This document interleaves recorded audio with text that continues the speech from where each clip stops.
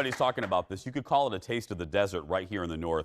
Cacti have become, it's the first time I've ever said the word cacti on our show. Yeah, cacti have become more popular than ever. Thank you, audience. And more, do it one more time. Cacti. There we go. They're more popular than ever in recent years thanks to their cool look and easy care. And a store in Minneapolis is giving us all a place to curb our cactus cravings. Kendall checks out Madre Cactus Company.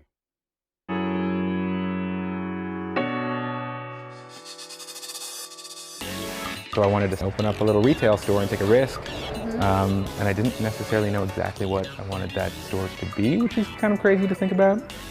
But whatever scenario I came up with, cactus were a big part of it. So, you know, I just kind of at some point just said, you know, I'm gonna open a cactus shop. I'm just gonna do it, and if it fails, my backup plan is a garbage man, and that's like in all seriousness. It's cool. So you're sort of like the dream, because a lot of people are like, oh, I hate my 9-to-5 corporate job, but they wouldn't actually come and open up a cactus shop because I don't immediately go like, oh, cactus, Minnesota. Yeah.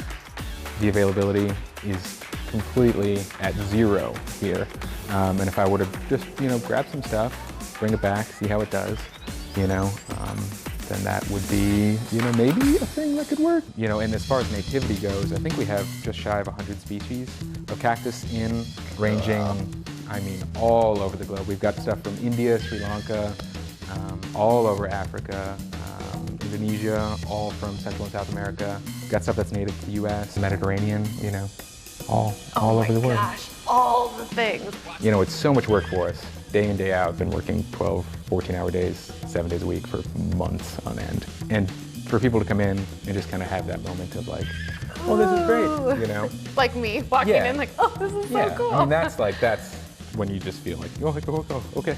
Like, not even worried about like making a sale, it's just like that. That's what feels good. We kind of created a little bit of a lounge hangout coffee area in the space, so when January, February rolls around and people just need like greenery and like comfortable temperatures and nice, you know, warm lighting, that's a place that we can, you know, just kind of hang out and maybe get a tan here. Yeah, hopefully. Tanning in January. Now you know where to go. There's cactus, there's sunlight, and there's coffee.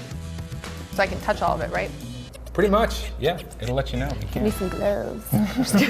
You just come in here and it's like this really funky space. And I have to ask, like, when you get ones like this tall or these ones over here, how do you carry this thing? Well, we do offer delivery services, which is great for these large cactus especially. Gloves, thick clothing, you know, we don't recommend it touching your skin if you can help it. Like, don't give it a bear hug, anybody. It's really hard to pick a favorite. I don't even know if I could because it changes every day. I'll be like, I love this one and I love this one. I like the one with the hat. He's got some flavor. That one's got some character. It's fairly simple and I think people get intimidated by them. Right.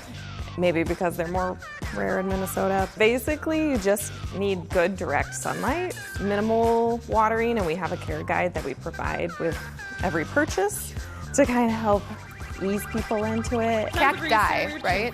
Cacti, but honestly we say cactus too. Okay. Just don't say cactuses. Yeah, dummies. Cactuses is a no. Cacti, cactus. It's like deer and deer. Moose and moose. Yeah, you don't say mooses. Right. Same thing. Mouses, same thing. Ladies and gentlemen, give it up. You just saw him right there. Eric's here now from Madre Cacti. Let me start with a compliment. I'm not kidding. Do you feel the buzz? Because Kendall and I were talking. Everywhere I go, someone mentions your store, or I'm sitting at a table and I hear it at the next table. That's nice. I don't know, it's kind of a trip. It's something that I don't really see from the inside. Yeah. And my wife and I are there from like early morning to like the middle of the night. So we don't really get out too much anymore currently. But, but take the compliment because it's everywhere. It's everywhere. Thank you. So how did you and your wife get this idea? Sure. Because I've never heard of a cacti company before. Yeah. And that's kind of the thing, you know, like I had personally had, you know, kind of a hobby in this and just really had a hard time finding any availability, at least, you know, anywhere remotely around here. Yeah. And the biggest issue with that is it's not shippable. You kind of have to do it on your own. Oh, so I would so I would bring stuff back myself from various trips that we would go on, and everybody would always comment and want to buy them. So you touched on something right there. So everything in the store, you and your wife curate. You bring it. Yeah, she finally came on a buying trip with me a few weeks ago for the launch of the store, or the reopening of the store, I should say. So everything cactus-wise, we have tropicals as well, but all the cactus are brought in by us personally in the back of a truck. Okay. Now this is what I find fascinating. Walk me through this. So you go let's say you go to Arizona. Sure. And you walk and then you go, oh look, there's a cactus, and you like that cactus. Yeah. Give me the short version. How do you get that cactus back to Minneapolis? Sure. So we work in a pretty broad swath of the landscape, from the ocean just south of LA all the way to West Texas. So anywhere below the Rockies, and we work with anywhere between about 12 and 20 different growers that do it all more or less privately. So it's all stuff that's grown individually in folks' back greenhouses, things like that. So it's not coming out of the ground. Yeah. Nativity. But they ship it, or do you drive it yourself? Yeah. So like everything, we walk around and say, these, for instance, I'll find somebody that's willing to let go of like 3 or 4 of these, and I say, hey, these are perfect. And then we, pull them out. We have these insane boxing and strapping systems to make sure nothing breaks. And we drive it back, Oh my goodness. You got to record this. I got to see it. Okay, so we're going to pop one. Sure. I've done a lot of garden segments in 20 years in TV. I've never potted a cacti. So this is a first. Well, So what do we do? Cool. So I brought one that's a little less intimidating. You know, Okay. some of the fair cactus and even some of the mammillaria can be a little tricky. But yeah, this is euphorbia. Okay. It's an African plant. They're really great. And all of them, as you're doing this, go ahead, you can continue. Oh, sure. All of these that you have in your store obviously are okay for our climate here in Minnesota and Wisconsin. Okay? Yep. Indoors, we give, excuse me. Oh, sure. Throw this over here. Okay. Don't want to get dirt all over. That's It's a fine. pretty place. So, everything that we bring in is acclimated to our availability for indoor lighting. We definitely prefer to have the most possible light. And the root system similar to a normal plant. So So you dump it out, put it in the. Okay. Yep. And the root systems are really, really small, as you can see. This is a pretty mature plant. Okay. And it's got about a baseball size root ball. And that's kind of a lot. They're really evolved to hyper soak water as fast as possible.